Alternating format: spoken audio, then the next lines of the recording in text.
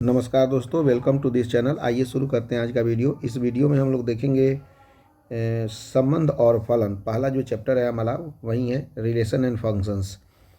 यहीं से हम लोग शुरू कर रहे हैं बुक वन को। बुक वन और बुक टू दोनों हम लोग साथ में शुरू कर रहे हैं।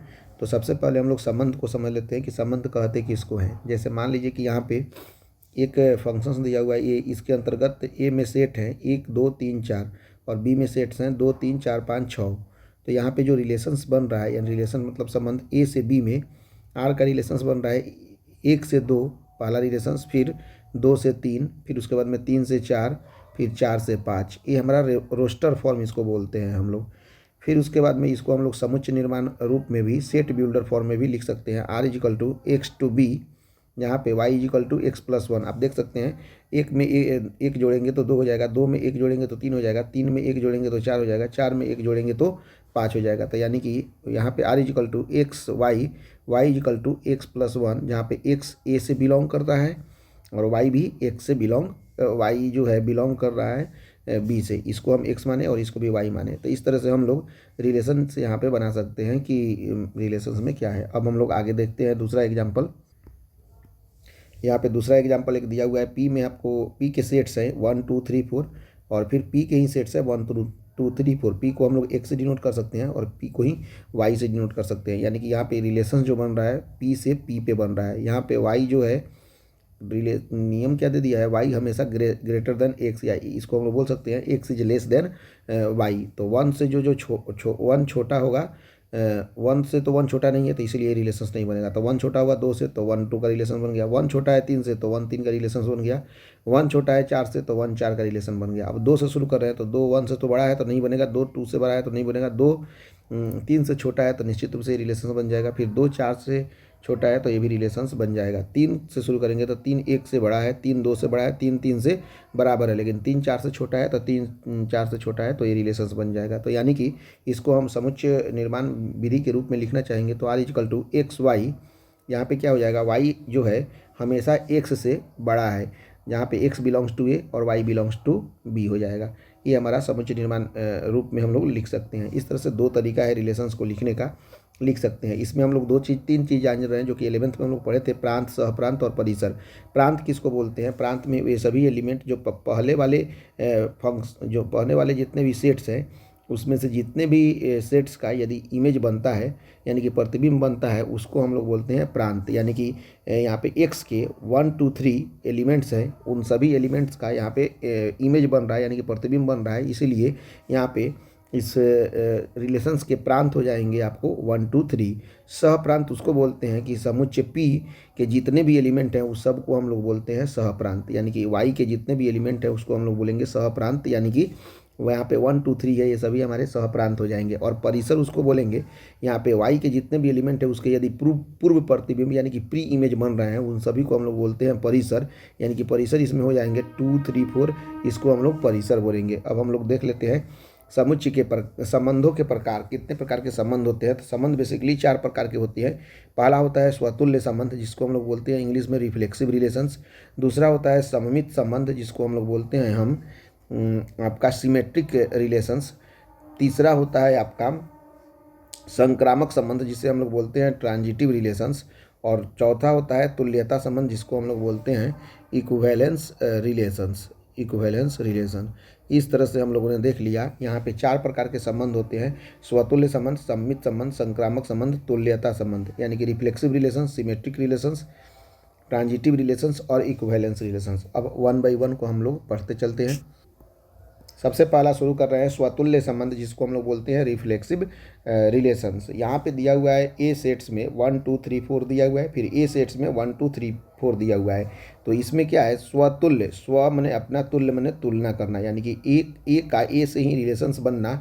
यहाँ पे ए बिलोंग्स टू आर रहे, जहाँ पे सभी समुच्चय ए के लिए ए हो तो उसको हम लोग बोलेंगे स्वतुल्य संबंध। यानी कि ए वाला डिफिनीशन हम लोग याद रखेंगे, क्या रखेंगे, A belongs to R for all A belongs to ए।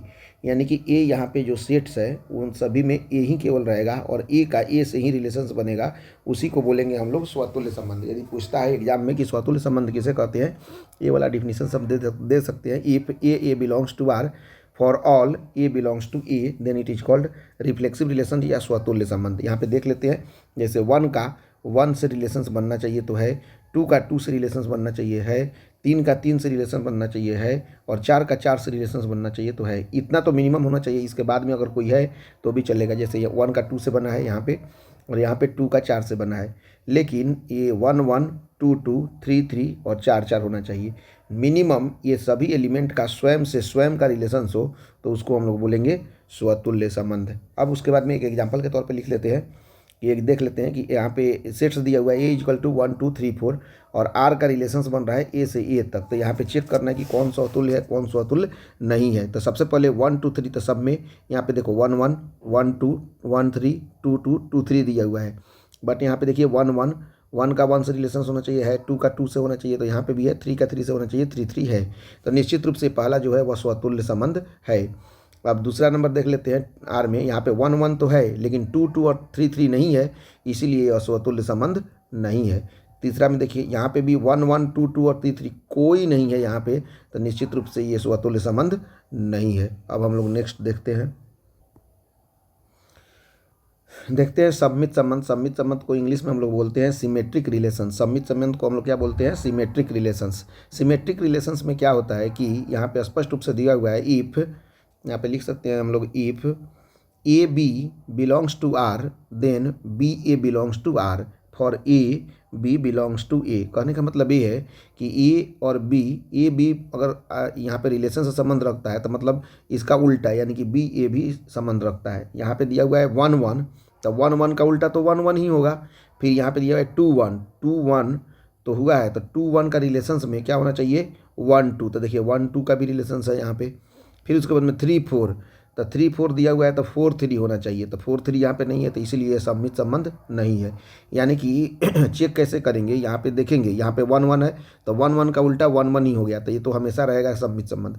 1 2 दिया हुआ है तो 1 2 का उल्टा क्या हो जाएगा 2 1, तो दिया हुआ है 2 3 का उल्टा क्या है 3 2, तो 3 2 कहीं नहीं है, तो इसका उल्टा तो नहीं है, तो इसलिए सममित संबंध नहीं है। 3 4 तो है लेकिन 3 4 का उल्टा 4 3 होता है, तो 4 3 भी इसमें नहीं दिया हुआ है, तो इसीलिए सममित संबंध इसलिए यह सममित संबंध आपका नहीं है, इसीलिए यह सममित संबंध नहीं है।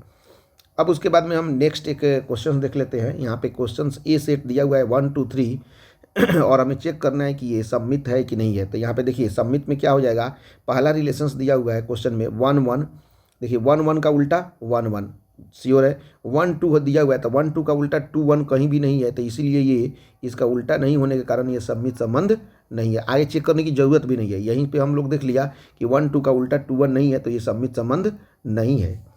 अब उसके बाद में हम लोग देखते हैं दूसरा नंबर को क्वेश्चन 1 1 का उल्टा 1 1 होता है, ठीक है। फिर उसके बाद में 1 2 का उल्टा 2 1 होता है, ये भी सही है, और 2 1 का उल्टा 2 1 2 होता है, यह भी सही है। इसीलिए इसमें जितने भी रिलेशंस दिए हुए हैं उसके उल्टा भी मौजूद है, इसीलिए निश्चित रूप से ये क्या है सममित संबंध है। अब तीसरा नंबर क्वेश्चन देखते हैं। यहाँ पे 1 2 दिया हुआ है तो 1 2 का उल्टा 2 1 और 2 1 का उल्टा 1 2 होता है, तो यहाँ पे दो रिलेशंस दिया हुआ है और दोनों का उल्टा भी स्थित है, तो ये निश्चित रूप से ये क्या है सममित संबंध है। चौथा नंबर क्वेश्चन देखते हैं हम लोग। 1 1 का उल्टा 1 1 होता है, 2 2 का उल्टा 2 2 होता है, 3 3 का उल्टा 3 3 होता है।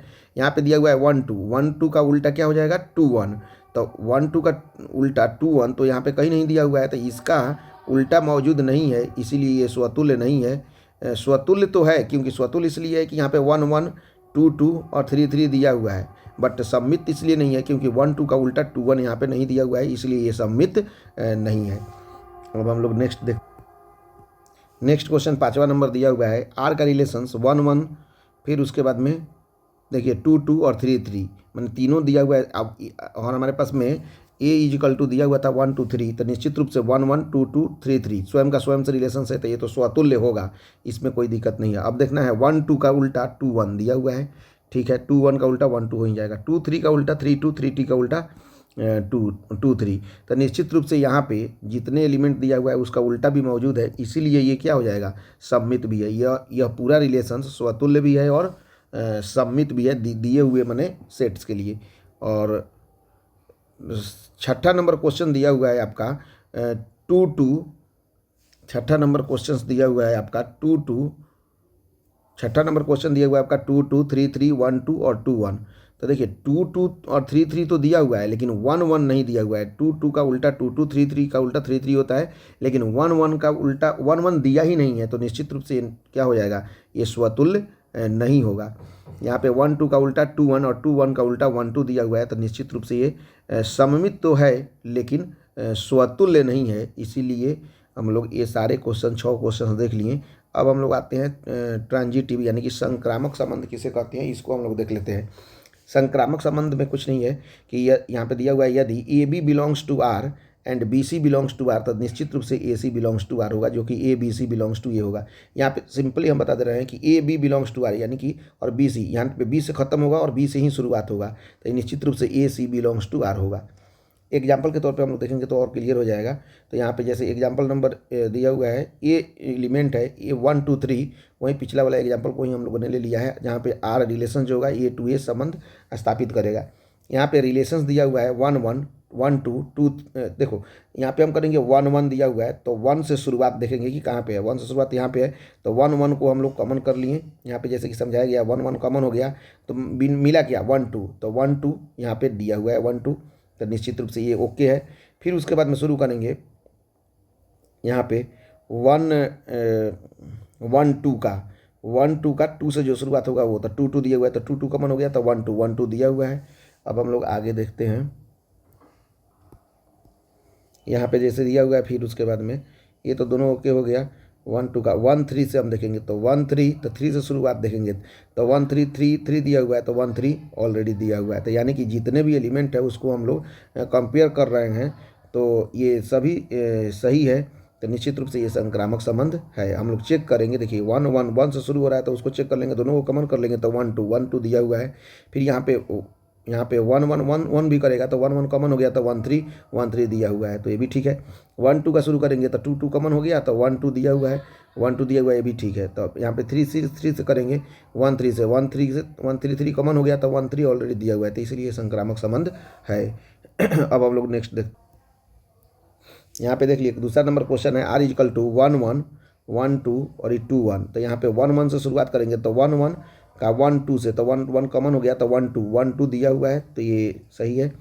उसके बाद में दूसरे नंबर में 1 2 का शुरुआत करेंगे 2 1 से, 2 2 कॉमन हो गया, तो 1 1 भी यहाँ पे दिया हुआ है, तो ये भी सही है। फिर उसके बाद में अब देखेंगे 2 1 से, 2 1 का 1 1 से करेंगे, तो 1 1 कॉमन हो गया, तो 2 1, तो 2 1 तो दिया तो है यहाँ पे 2 1 का हम लोग 1 1 से करेंगे,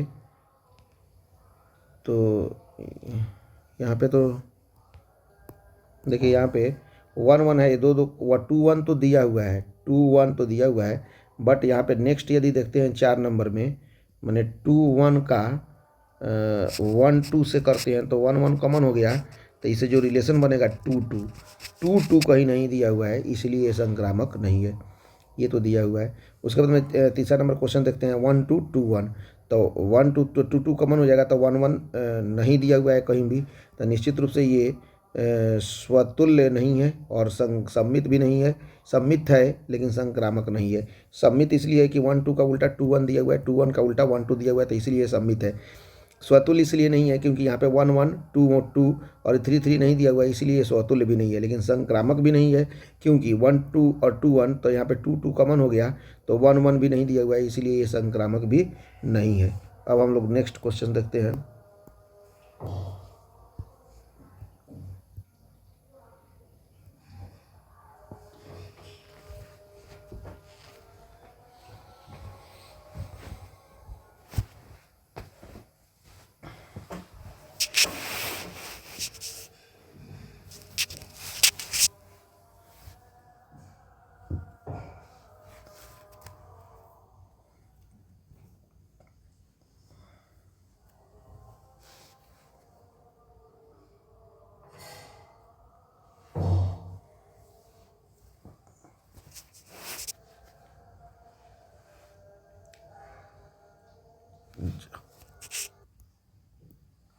नेक्स्ट क्वेश्चन है आपका 4 नंबर क्वेश्चन है। इसमें आपको चेक करना है कि ये संक्रामक है कि नहीं है। तो हम लोग शुरू करेंगे 1 1 से, तो 1 से लास्ट जो शुरू हो रहा है उसको हम लोग देखेंगे, तो यानी कि 1 1 का हम लोग चेक करेंगे 1 2 से, तो 1 1 कम हो गया, तो 1 2 देखेंगे कि दिया हुआ है कि नहीं दिया हुआ है, तो निश्चित रूप से दिया हुआ है, तो इसका डन है। उसके बाद में 2 तो दिया हुआ है, तो 2 कहीं भी कोई नहीं दिया रहे तो अपने आप वो सत्य होता है। फिर 3 का भी कोई नहीं दिया हुआ है तो ये भी सत्य है। फिर उसके बाद में करेंगे 1 2 का 1 2 का 2 से करेंगे, यहाँ पे 2 कॉमन हो गया तो 1 2 भी दिया हुआ है, तो निश्चित रूप से ये क्या हो जाएगा, संक्रामक हो जाएगा। अब हम लोग नेक्स्ट 5वां नंबर देखते हैं। 5वां नंबर में 1 के लास्ट में शुरू हो रहा है, यहाँ पे 1 है तो 1 1 देखिए 1 1 तो ऑलरेडी होगा।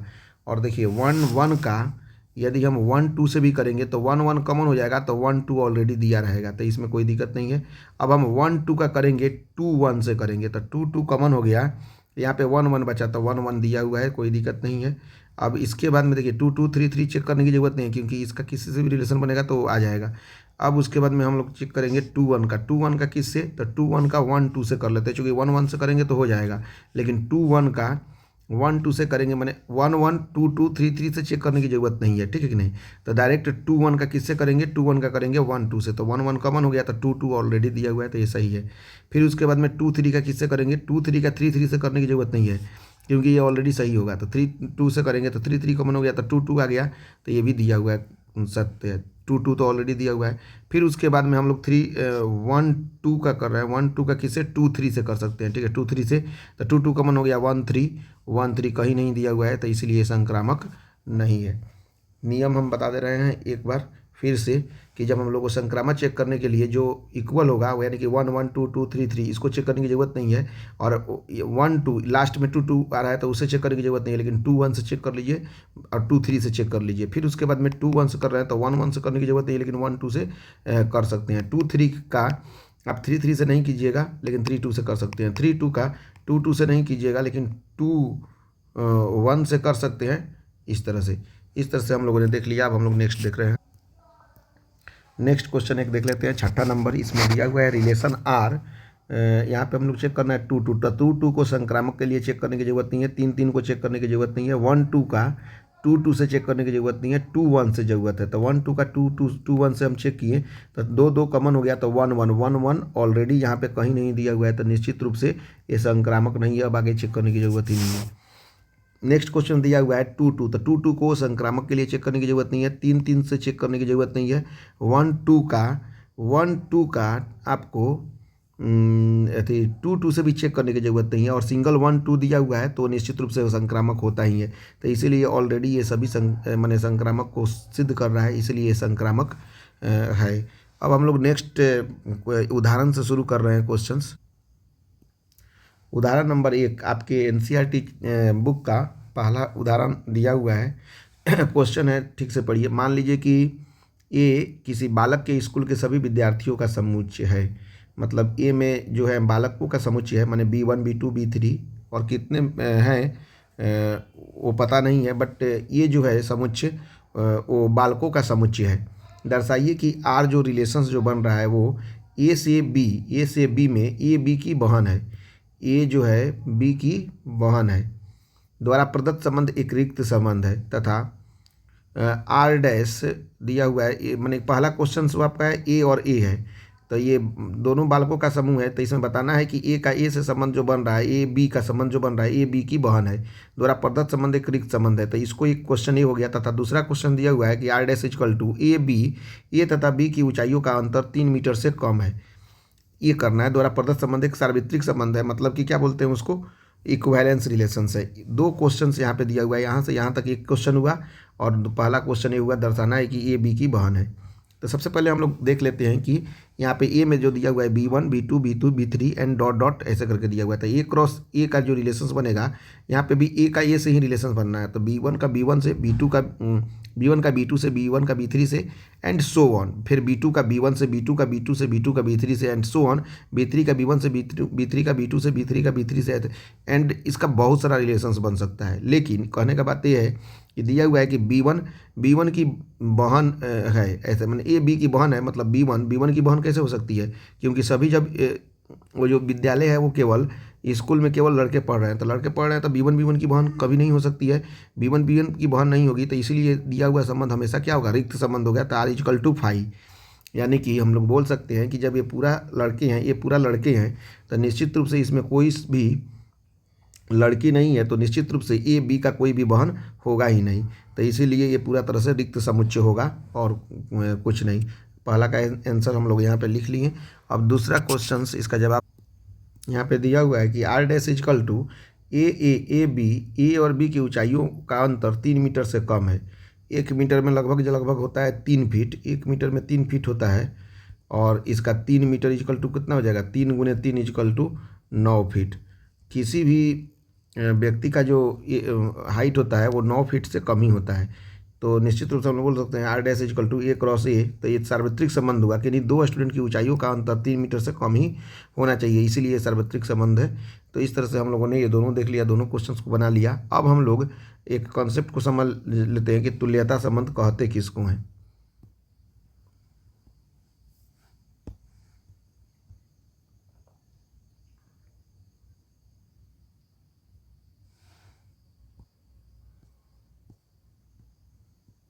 यहाँ पे तुल्यता संबंध हम लोग बोलेंगे यदि कोई संबंध स्वतुल्य हो, सम्मित हो और संक्रामक हो, यानी कि तीनों संबंध को दर्शाए, स्वतुल्य, सम्मित और संक्रामक, तो उस संबंध को हम लोग बोलते हैं तुल्यता संबंध। स्वतुल्य के लिए होता है A belongs to R, then for all A belongs to R, then it is called reflexive relations, यानी कि स्वतुल्य संबंध। सम्मित संबंध उसको बोलते हैं if A B belongs to R then B A belongs to R, then निश्चित रूप से A B belongs to A, तो इसको हम लोग बोलेंगे सम्मित संबंध। संक्रामक संबंध किसे बोलेंगे, if A B belongs to R and B C belongs to R, तो यहाँ पे बी बी कॉमन हो गया तो निश्चित रूप से A C belongs to R हो जाएगा।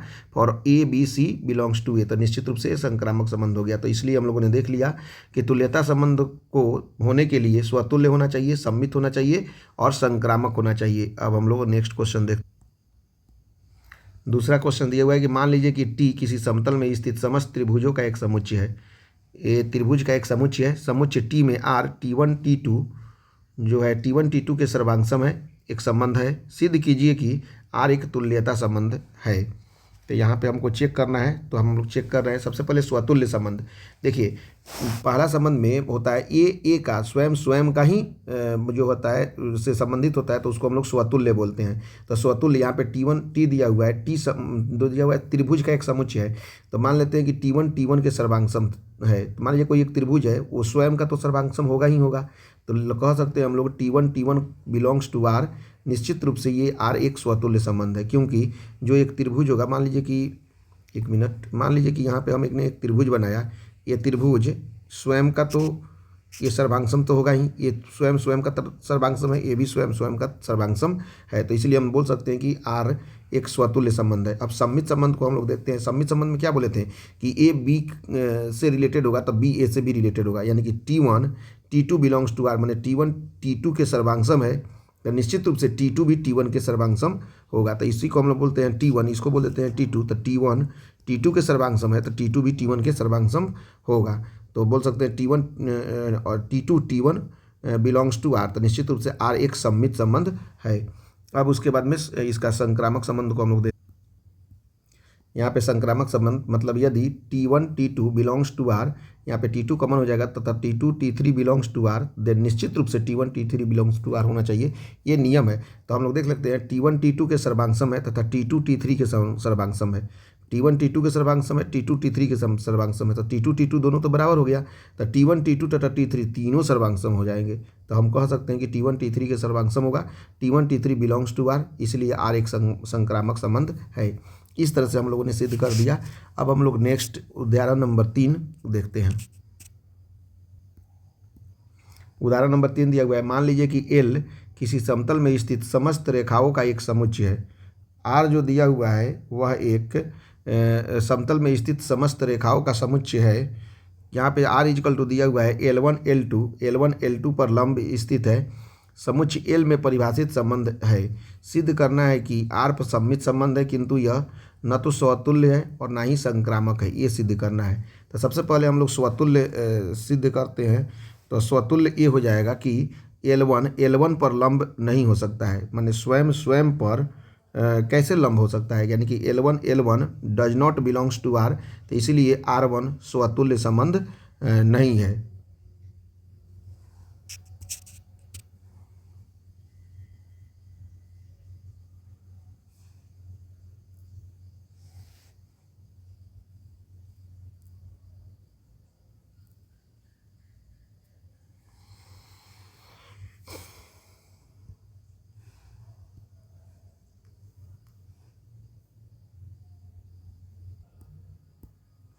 उसके बाद में सम्मित संबंध में दिया हुआ है कि यहाँ पे कि L1 L देखो L1 L2 के L2 पर लंब है, तो निश्चित रूप से L2 भी L1 पे लंब होगा। यदि L1 L2 belongs to R, यानी कि L1 L2 पर लंब है, तो हम लोग कह सकते हैं कि L2 भी L1 पर लंब होगा, यानी कि L2 L1 belongs to R। यानी कि निश्चित रूप से R क्या है, सम्मित संबंध है। अब हम लोग आ जाते हैं संक्रामक संबंध पर। संक्रामक संबंध में क्या होता है कि यहाँ पे देखिए L1 L2 पर लंब है और L2 L3 पर लंब होगा, लेकिन कभी भी नहीं होगा। L2 पर जब हम यहाँ पे लंब डालेंगे तो L2 L3 के लंब तो हो जाएगा, लेकिन L1 और L3 के लंब कभी भी नहीं होगा। तो हम यहाँ पे लिख सकते हैं कि यदि L1 L2 belongs to R तथा L2 L3 belongs to R, तो L1 L2 पर लंब है तथा L2 L3 पर लंब है, तो L1 L3 के क्या हो जाएगा, समानांतर हो जाएगा। जैसे आप लोग यहाँ पे देख रहे हैं L1 L2 पर लंब है और L2 L3 पर लंब है, तो निश्चित रूप से L1 L3 एक दूसरे के समानांतर हो जाना। तो L1 L3 does not belongs to R, इसीलिए R संक्रामक संबंध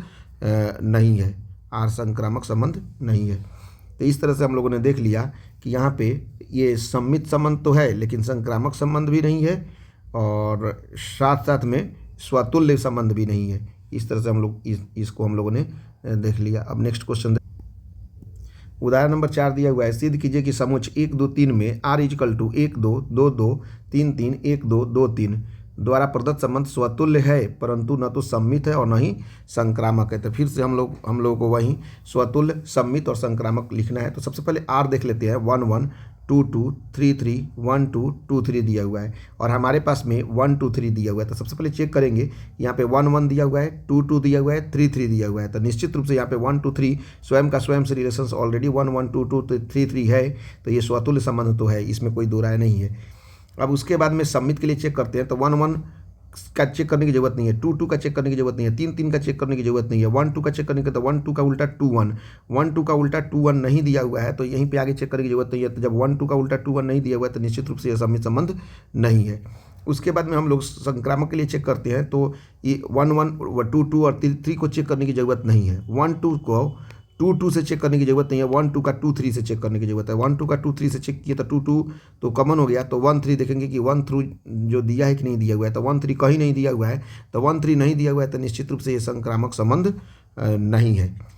ठीक, अब हम लोग नेक्स्ट क्वेश्चन देखते हैं। 5वां नंबर क्वेश्चन, 5वां नंबर क्वेश्चन दिया हुआ है कि सिद्ध कीजिए कि पूर्णांकों के समुच्चय Z में R equal to A B संख्या 2 ए माइनस बी को विभाजित करता है द्वारा प्रदत्त संबंध एक तुल्यता संबंध है। तुल्यता संबंध का मतलब क्या, स्वतुल्य, सम्मित और संक्रामक करना पड़ेगा। हमारे पास में रिलेशंस दिया हुआ है, ए बी संख्या 2 ए माइनस बी को विभाजित करता है। तो सबसे पहले स्वतुल्य संबंध चेक कर लिए, संख्या 2 ए माइनस बी को विभाजित करती है। तो सबसे पहले देखेंगे कि A B belongs to R हो जाएगा, तो आर एक स्वतुल्य संबंध है। क्यों स्वतुल्य संबंध है, क्योंकि ए माइनस बी को विभाजित करने के लिए यदि हम ए माइनस ए कर देंगे तो ए माइनस ए मतलब 0 हो जाएगा, और 0 जो होता है किसी भी संख्या से विभाजित होता है तो 2 से भी विभाजित होगा, तो इसीलिए ये स्वतुल्य संबंध हो जाएगा। उसके बाद में सम्मित संबंध के लिए चेक करते हैं। तो सम्मित संबंध में क्या दिया हुआ है कि यदि A B belongs to R दिया हुआ है तो संख्या 2 है, ए माइनस बी को विभाजित करेगा। तो देखिए A minus B by 2 equal to K, इसको मान लेते हैं के बिलोंग्स टू जहाँ पे जेड यानी कि इंटीजर दिया हुआ है। यदि हम इससे माइनस कॉमन कर लें तो माइनस कॉमन कर लेंगे तो बी माइनस ए हो जाएगा, तो B minus A equal divided by 2 equal to K हो गया, तो B minus A divided by 2 equal to minus K, तो माइनस के बिलोंग्स टू जेड। तो देखिए ये भी जो संख्या होगा वो 2 से विभाजित हो गया। जैसे मान लीजिए कि 4 माइनस 2 डिवाइड बाई 2 करते हैं तो ये 2 से विभाजित है, ठीक है। तो यदि हम 2 माइनस 4 करेंगे तो ये भी तो 2 से विभाजित हो जाएगा ना, आराम से हो जाएगा। तो इसीलिए हम बोल सकते हैं कि ए माइनस बी जो आ रहा है रिजल्ट वही बी माइनस ए से भी आ रहा है, तो निश्चित रूप से ये सम्मित संबंध को संबंध स्थापित कर रहा है, तो ये सम्मित संबंध होगा। अब हम नेक्स्ट, तो यहाँ पे देख लीजिए संख्या 2 को हम लोग कर सकते हैं बी माइनस ए को भी विभाजित करती है, अतः आर एक सम्मित संबंध है। अब संक्रामक संबंध के लिए देख लेते हैं कि यदि A B belongs to R तो होता है क्या, B C belongs to R, तो निश्चित रूप से बी बी कॉमन हो जाएगा, तो ए सी बिलोंग्स टू आर होना चाहिए। तो यहाँ पे दिया हुआ है संख्या 2 ए माइनस बी को विभाजित कर रही है तथा संख्या 2 बी माइनस सी को विभाजित कर रही है, तो हम लोग लिख सकते हैं A minus B divide by 2 equal to K 1 equation number 1 और B minus C divide by 2 equal to K 2 equation number 2। अब समीकरण 1 और समीकरण 2 को हम लोग जब जोड़ते हैं तो A minus B divide by 2 plus B minus C divide by 2 equal to K 1 plus के 2, और दोनों को जोड़ देंगे तो 2 एलसीएम आ जाएगा, A minus B plus B minus C equal to K 1 plus के 2, बी से बी कट जाएगा तो हो जाएगा basically A minus C divide by 2 equal to K 1 plus के 2। आगे देख, तो यहाँ पे जब जोड़ेंगे तो यहाँ पे हो जाएगा a-c/2 equal to k1 + k2। k1 + k2 जो होता है बिलोंग्स टू z होता है। तो यहाँ पे जो है निश्चित रूप से संख्या 2 जो है a-c को विभाजित करती है। तो a-c बिलोंग्स टू r। तो हम लोग बोल सकते हैं कि ये क्या है, संक्रामक संबंध को स्थापित कर रहा है। ये निश्चित रूप से संक्रामक संबंध है, क्योंकि ये स्वतुल्य भी रहा, सममित भी रहा और संक्रामक भी रहा, तो इसलिए ये तुल्यता संबंध को स्थापित करता है। अब हम लोग नेक्स्ट क्वेश्चन यानी कि क्वेश्चन नंबर 6 को देख लेते हैं।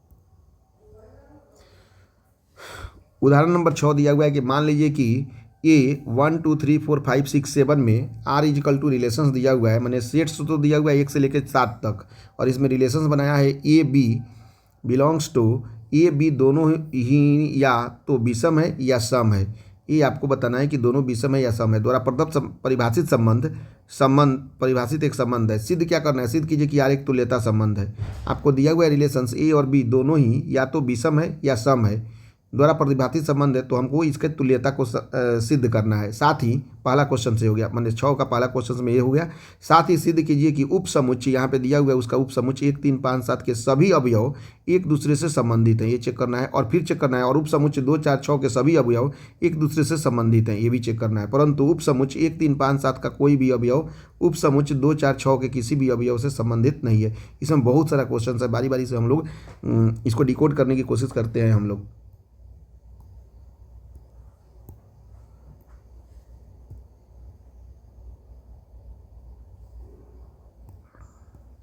यहाँ पे सबसे पहले हम लोग देख लेते हैं कि ए के एलिमेंट में ए से रिलेशंस बनाना है। तो ए के एलिमेंट में 1 2 3 4 5 6 7 है, और फिर ए के एलिमेंट में 1 2 3 4 5 6 7 है। तो ए का ए से हमको रिलेशंस बनाना है। तो ए का ए से रिलेशंस हम लोग अगर बनाते हैं तो ए का 1 से 1 1, ए से 1 का 2 से, फिर 1 का 3 से, 1 का 4 से, 1 का 5 से एंड 1 का 6 से बनेगा। सो ऑन, फिर 2 से, 2 का 1 से, 2 का 2 से, 2 का 3 के 2 से, 2 का 4 से, 2 का 5 से, 2 का 6 से बनेगा। फिर उसी तरह से 3 का 1 से, 3 का 2 से, 3 का 3 से, 3 का 4 से, 3 का इसी तरह से 6 से बनेगा। 4 का 1 से, 4 का 2 से, 4 का 3 से और 4 का 6 से बनेगा। फिर उसी तरह से 5 का 1 से, 5 का 2 से, 5 का 6 से बनेगा। 6 का 1 से, 6 का 2 से, डॉट डॉट डॉट 6 का 6 से बनेगा। फिर उसी तरह से 7 का 1 से, 7 का 2 से, 7 का 3 से, 7 का 4 से और लास्ट में 7 का 6 से बनेगा।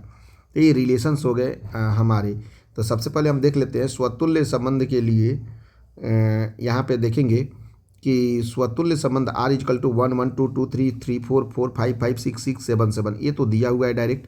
तो निश्चित रूप से 1 1 belongs to R, 2 2 belongs to R and इसी तरह से सारे जो है 7 7 बिलोंग्स टू R है। तो ये स्वतुल्य संबंध को स्थापित कर रहे हैं, तो ये स्वतुल्य संबंध होंगे।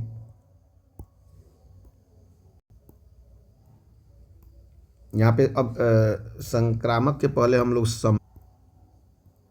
सम्मित संबंध में जो हो जाएगा, यहाँ पे सम्मित संबंध में A B belongs to R then B A belongs to R सम्मित होगा, क्योंकि यहाँ पे दिया हुआ है दोनों ओर से है रिलेशंस, इसीलिए सम्मित संबंध भी होगा। संक्रामक संबंध में क्या बोलता है, A B belongs to R, B C belongs to R then it is A C belongs to R. ये संक्रामक संबंध है, यह तुल्यता संबंध भी होगा, ठीक है कि नहीं।